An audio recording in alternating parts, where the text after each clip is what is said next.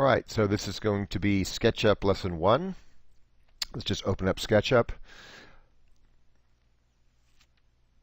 So we have a blank file here. First thing you'll see is that there's the screen looks something like this. It will look exactly like this, I would think, if you use the architecture feet and inches template. But it doesn't really matter what template you choose to start off with SketchUp. It's just a series of presets that you can change at any time. I'm going to delete this person because we don't really need them for what we're doing. That's also a default setting for most of these templates, is that you have a person to begin with. Of course, you know, we usually want to have people for architectural context, but I don't really like the people that they choose, and so I've got others that I use in my projects. All right, so the first thing, let's just go ahead and save the file. I'm going to just put it in a folder somewhere. Okay.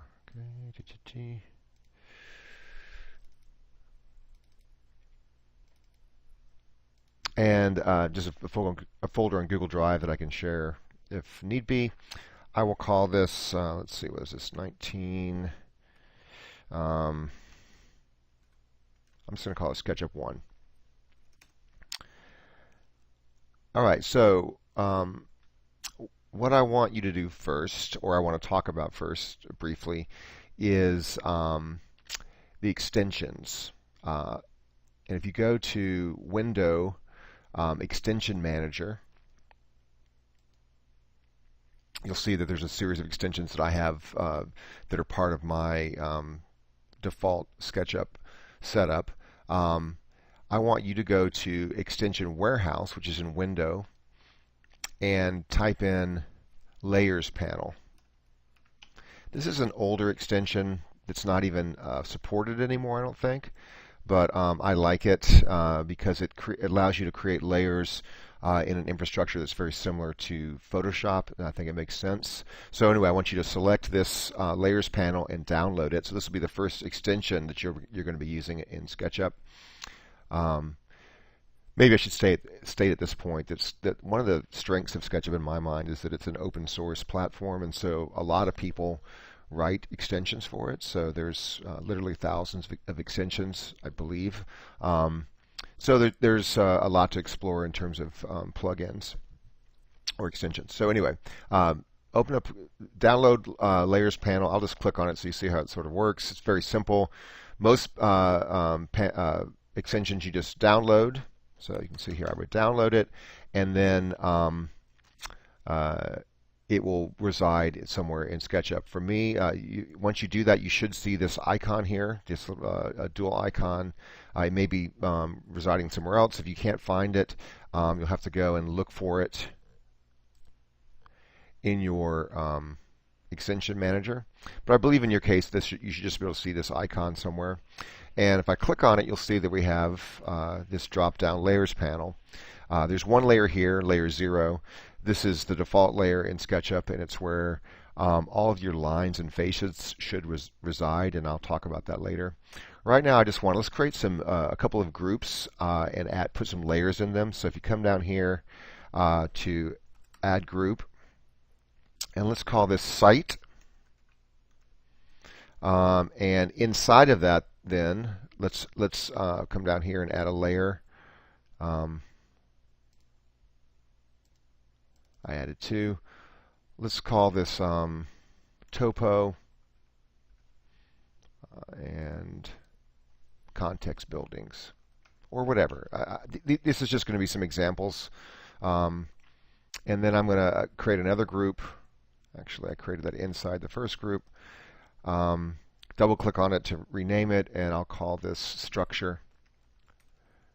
And I won't even put any layers in there right now. The point is that we have now 2 groups of layers, and our site has 2 layers inside of it. And we're going so a basic idea that I would when I talked to you about showing you a few things about SketchUp, I mentioned that there are a few very basic techniques that if you learn them, you'll quickly move forward in SketchUp. If you don't, you'll be frustrated pretty quickly. One of them is that you want to create layers and place everything that you draw onto a layer as you go. You'll want to also group or make components of everything that you're making, and I'll explain that eventually. But the idea is this is basically an outline, and that we want to be planning our model actively as we start to build it. SketchUp is intuitive and quick, and so you can, if you get lazy, you can very quickly make a mess because you haven't thought it through, and you basically have materials, or you have things you've drawn that are connected in ways that you do not want them to be. So this will help you avoid that. Okay, so we have some layers here. First thing I'm going to do, I would always, well, this is not true, but I typically try to geolocate my models right off the bat. So, and I want to show you how to do that. If you go to File, Geolocation, Add Location, we come to basically to Google Maps. And you can type in any address in the world and find that place. Now, that may not be exactly true, but it's easy to find any region in the world and pick a site. So I'm just going to pick something on the Stevens campus. So I'm going to put one Castle Point Terrace, Hoboken, New Jersey. And you see, boom, we're here. Pretty. I'm not sure where we were before that. And I'm going to just pick a region, sort of in the main campus. I can select either, and what again, I'm moving quickly here. You'll have to pause and play around with these things. I'm not going to show you exactly how they work, or describe in detail. Okay, move your mouse over here and click on this. I'm assuming you'll stop and play around with each step as I go. I'm going to select the map setting. I could either have a photo or a map. For what we're doing, a map's going to be more helpful, I believe. I'm going to make this a little bit smaller even still. I just want to have a little bit of water. I know that this has got some topo to it, so I think I want to use it so I can show you how the terrain comes in. And I'm going to grab it. Now you notice that then that little screenshot has now appeared on in our model, and it's centered at the origin. Now if we go up to, so by the way, if you right-click up here in this region of your computer, you'll see that you have all these, you have a bunch of possible toolbars that can be displayed. One that we want to look at right now is called location. So I'm going to turn it off and then back on. If I toggle on this terrain folder in location, you'll see that I have a terrain here, right? So I'm toggling back and forth between an image and the terrain. If I come back over to my layers panel, you'll see actually that, okay, let me redo that. Yeah, you see that, so I opened up my layers panel, and those groups we made were gone. This plugin's glitchy. That's the first time I've seen that happen recently. I think what's going on is that when I bring in the topo, it creates some layers, and maybe I had not finalized the action that we did before, and so our groups are not there. It doesn't matter. I'm going to remake them. So I'm going to call this group site. I'm actually going to drag now. I was going to move this onto my terrain, on my topo layer, but I think I'll just leave these layers that exist. These, again, when I geolocated, these two layers came in. So let's just keep them. And I'll go ahead and just delete this topo layer. Why not? Oh, I see what had happened. I wasn't really paying attention. Is it just got rid of the groups and kept my layers? But anyway, if I delete this layer, we're essentially back where we were. I'm going to turn on. If I turn on the location snapshot and the location terrain at the same time, you can see we have both layers here. All right, so basically we have location terrain snapshot and an empty context building layer. Let's go ahead and you can see that we do have a terrain that if you imagine it may not be exactly accurate. I don't know. We don't have any surveying equipment, but it is representative of what's going on there at this site. This is the Howe building here. So I'm going to turn off my axes. I just find this, so in view, turning off axes.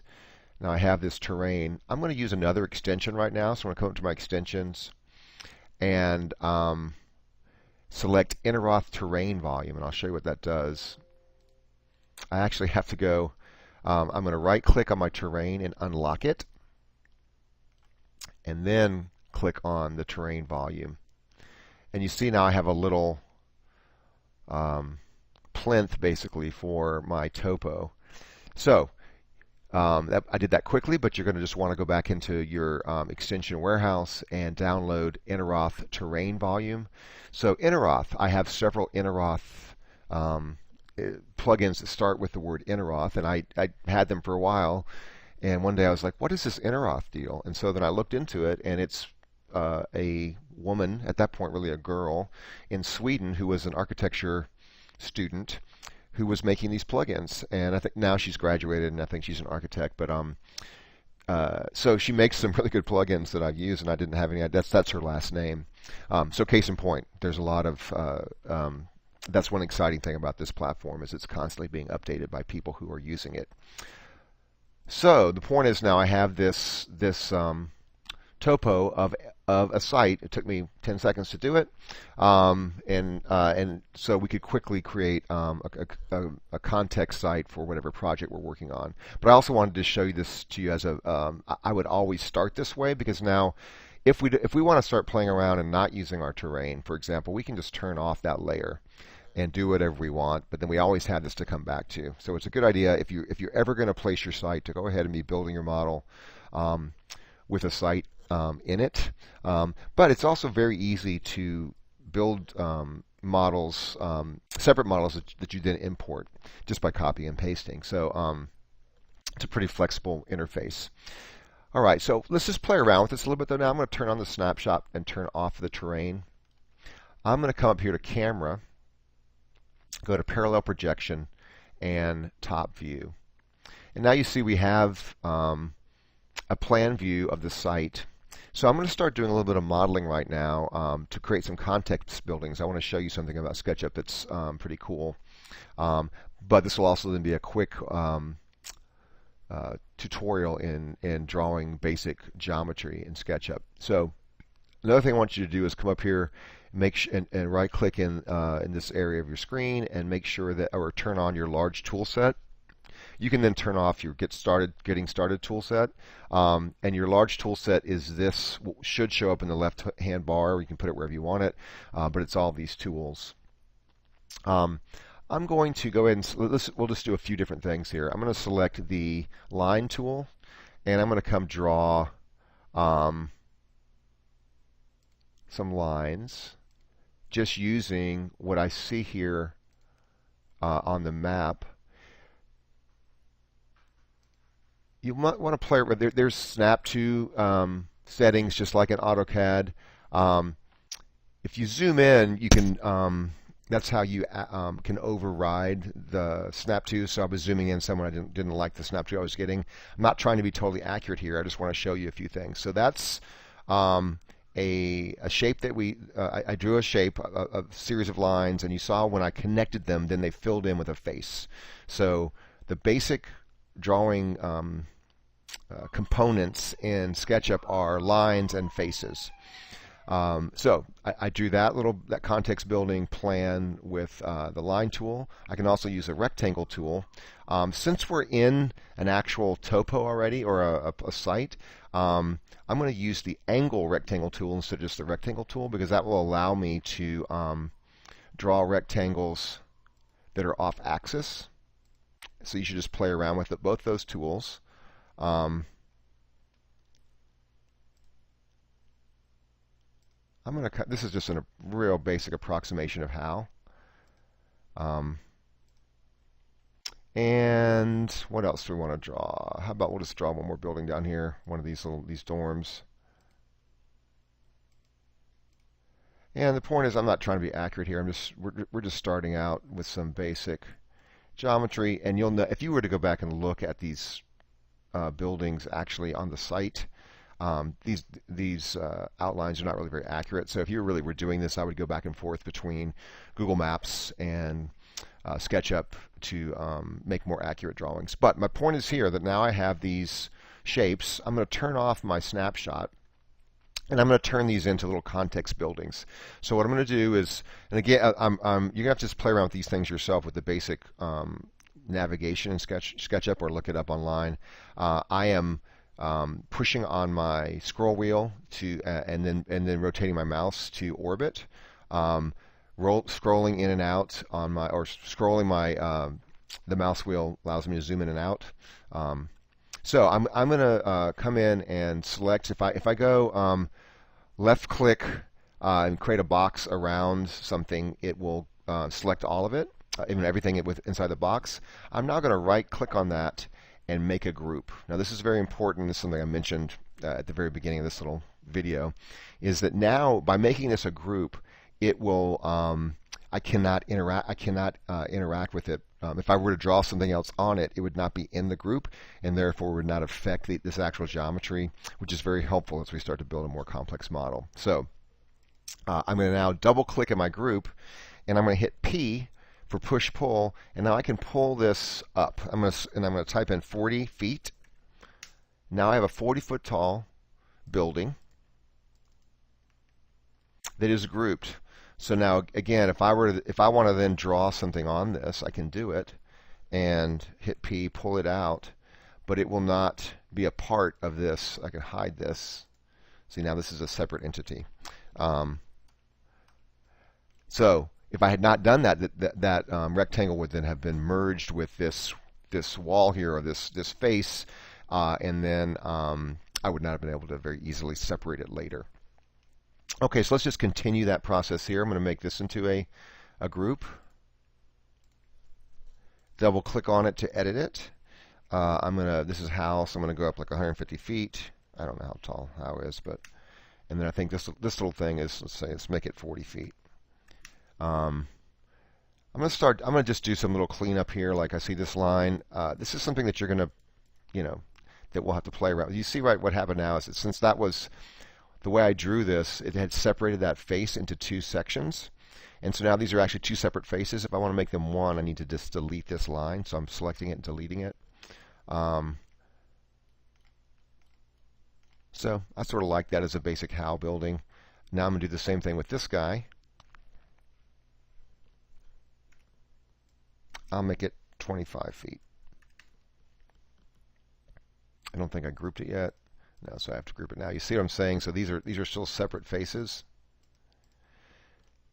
Okay, now if I hit make a group, I now have three separate buildings that I can place on my context buildings layer.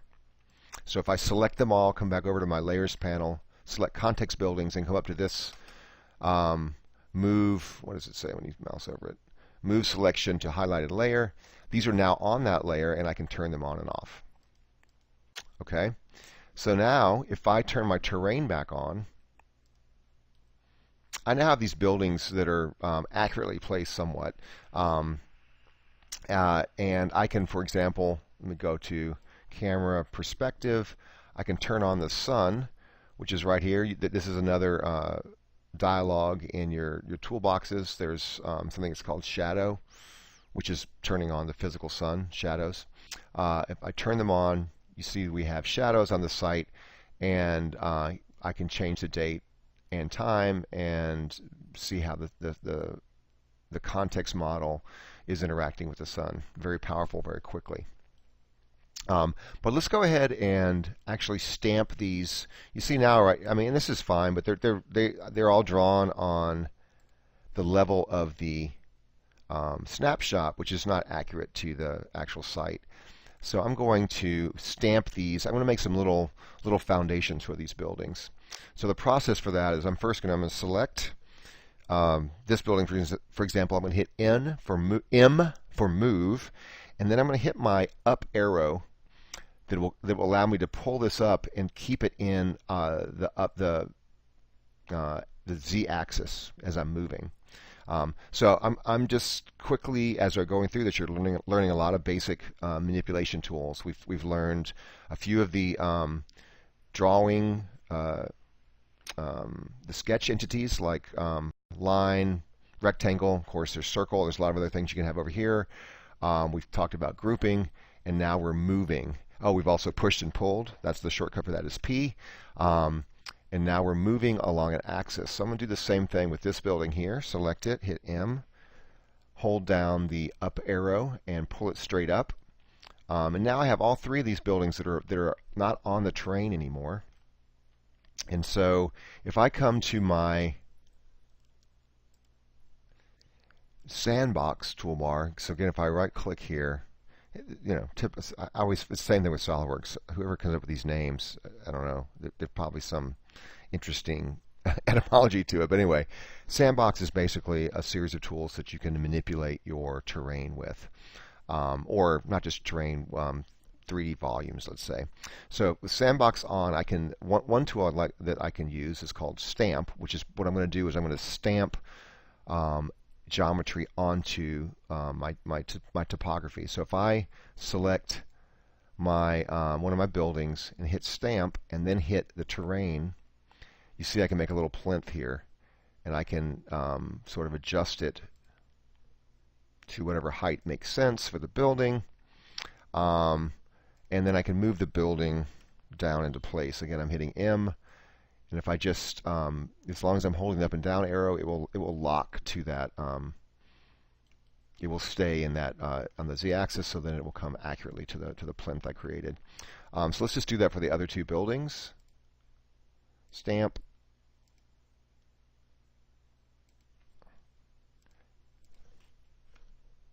Move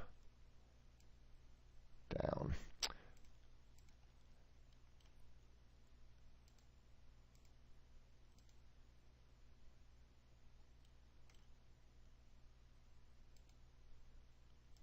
Now this is one thing about SketchUp that is, makes it, well, what it is. Once you've stamped this kind of, made a stamp onto a terrain like this, it's difficult really to adjust it later. So you want to be, I think that's a fair thing to say about SketchUp that's very different than AutoCAD or SolidWorks or Revit, is that you want to be organized as you're going and try to make decisions as often as you can that you don't, well, I shouldn't say that completely. There's lots of things you can change, but certain things you can't, and or cannot easily, and you'll learn that as you move through. So I think more so than some other platforms, even though SketchUp is very intuitive and quick, it really is better for it to be more organized than not as you're building a model. Okay, so you see now we basically have these three buildings sitting here on this terrain, and we could create, for example, I'll just do this really quickly. Show you one more thing, and we'll call it a day for this first lesson. Now I realize, by the way, this is not the typical way somebody would teach SketchUp. I'm teaching it to you specifically as an architect. Also, just because I think that this is, I don't know, I like thinking of SketchUp in this way. We could have also, of course, there's lots you need to learn about just drawing that would not be related to a site. So it could be argued that this is a much more advanced lesson, but I think it makes sense. So that's where I started. Okay. Anyway, blah blah blah. Let's go and make some scenes really quickly with this simple model we've got here. So let's go back up to. Actually, I'm going to start my scene. Let's just start it here. You know what? Actually, one thing I'm going to do. No, I won't do that. I was going to add some color. I don't like the fact that there's this this logo down here, but I'm not going to mess with that right now. So anyway, let's create a scene. So if I come over here, this is another thing. This is what's called your default tray. And if you had a Mac, you would not have this wonderful default tray. And they have other ways that they deal with things. But I'm pretty sure you have a PC, so I can talk about the default tray. This basically is just a subset of toolboxes and menus that are the default is a good base set of tools. So let's go, and one of the tools here is scenes. So if I open up scenes and say add a scene, I'm going to ignore it. It's asking me if I should save in a new style. The reason that's true is because the default style that we had the axes. Remember, I turned those axes off. So now it's asking me if I want to create a new style. I'm just going to say yes, and we'll have now a style without those axes. I'm going to change the name of this. I hate that not hate, but I mean, I think it's silly that they say scene 1, because then you get 20 scenes and they all have the word scene in them, and it's takes up a lot more space than it needs to. So I'm just going to change it to 1. Now you can see the 1 shows up here, right? So now I'm going to come up here and right click on the 1 and add a scene. Now I'm going to move to a top view parallel projection. Zoom in somewhat and hit update on my scene 2. And I'll go ahead and change its name to 2. So now if I click between these two scenes, I have an animation. And I can easily now create a sun study of this site. So I'm going to start on, let's say, December. Actually, if I come over here to shadows, I can be more accurate with this. I'll start around solstice at 9 a.m. Select update, then add. We'll call this, I'm going to leave the scene names the way they are right now because I don't feel like dealing with it. Switch it to 12 on the same day, update, add, switch it to 3, my time, it being my time, update. And now if I come back to, and I go through my 3 scenes I just made, 2, 3, 4, I get an animation of the sun movement on the solstice over the site with our context model creating, or context buildings creating shading. All right, so that's a pretty powerful tool that we started with, and I think it's enough for a first lesson.